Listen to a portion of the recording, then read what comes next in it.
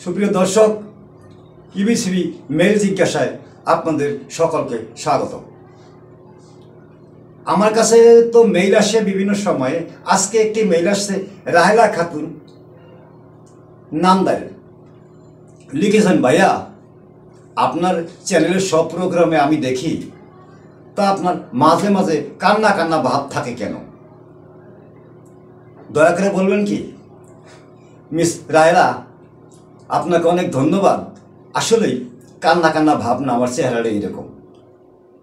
হয়তো এটা আপনি জানেন না, আপনি তো চ্যানেলে দেখেন, মনে হয় আমি কাঁদতেছি না, আসলে কাঁদা না, এটা আমার চেহারার ইমপ্রেস।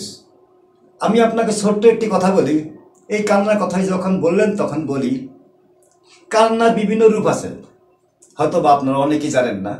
দুঃখের কান্না, সুখের কান্না, নাটকীয় কান্না। কান্না 3 ধরনের ভাব আছে, হয়তো বা আপনারা জানেন না। আপনি ভাড়ায় কান্না, কিছু কিছু লোক আছে, একটা লোক রাস্তায় শুয়ে দিয়ে তার পাশে কান্নাকাটি শুরু করে, প্রতি 100 টাকা পাবে, কারণ এখানে যে চাঁদাটা উঠবে যে অমুকে মারা গেছে তার জন্য কিছু দান করতে হবে, তখন প্রত্যেকে দিয়ে যায়, এবং ওইটা তাদের একটা ব্যবসা।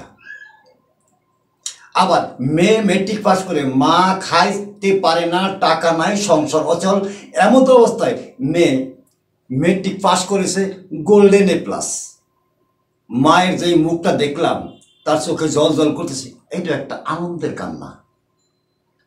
এখন মৃত বাড়ির কান্না যদি আপনি শুনেন তাহলে অবাক হবেন। একটা মৃত বাড়িতে গিয়েছি, গিয়ে দেখি অনেকেই কান্নাকাটি করে।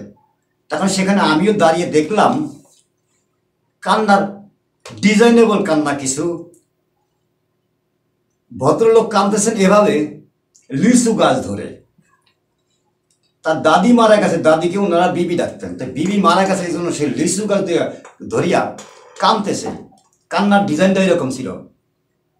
বিবি বলিছে, আমাকে পড়ালেখা করিতে, আমি পড়ি নাই, আয় ও রে রে রে রে রে বিবি রে রে রে রে।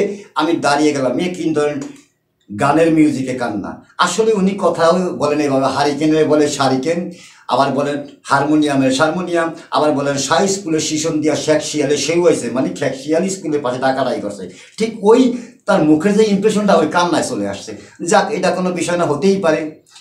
এরপরে তার নাতনি কাঁদতেছেন। সে যে পান, বুড়া মানুষ পান শেষা করে খাইতেন, একটা ঘটি যেটা সাধারণত লোহার, ওটা আমাদের বাড়ি মারতেন আর গাইতেন, দাদি পান শেষিয়া খাইতো, ওই জন্য খাইতো খাইতো রে ওরে সোবান আল্লাহ রে।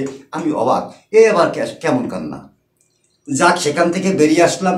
এসে দেখি কাঁদতেছেন তার নাতনি আরেকজন, সে শহর থেকে আসছে। এখন সে এমনভাবে কাঁদতেছে, কাঁদার ডিজাইনটা একটু ফ্যাশনেবল। নানি হান শেষিয়া খাইতো রে, ওই দিন খাইতো খাইতো রে রে। ব্যাপার কি? আসলে সে লিপস্টিক এমন লাগাইছে, সে মুখ আর মিলাইতে পারতেছে না, কারণ তার ফ্যাশন নষ্ট হয়ে যাবে। সে হা করিয়া কাঁদতেছে। এখন আমাদের কান্নার ভিতরেও অনেক ডিজাইন আছে, অনেক ফ্যাশন আছে। জাস্ট এই ফ্যাশনের জন্য আপনাকে বললাম, কান্নাটা কোনো বিষয় না, চেহারা কোনো বিষয় না। বিষয় হলো আমার কথাগুলো ভালো লাগে কিনা, আর আমি সঠিক কথা বলে কিনা। আমার চেহারা দিয়ে আপনি কি করবেন? বয়স তো কম হয় নাই, মেলা বয়স আছে না। আপনার বয়স কত আমি জানি না। আশা করি বিভ্রান্তিকরমূলক প্রশ্ন করবেন না।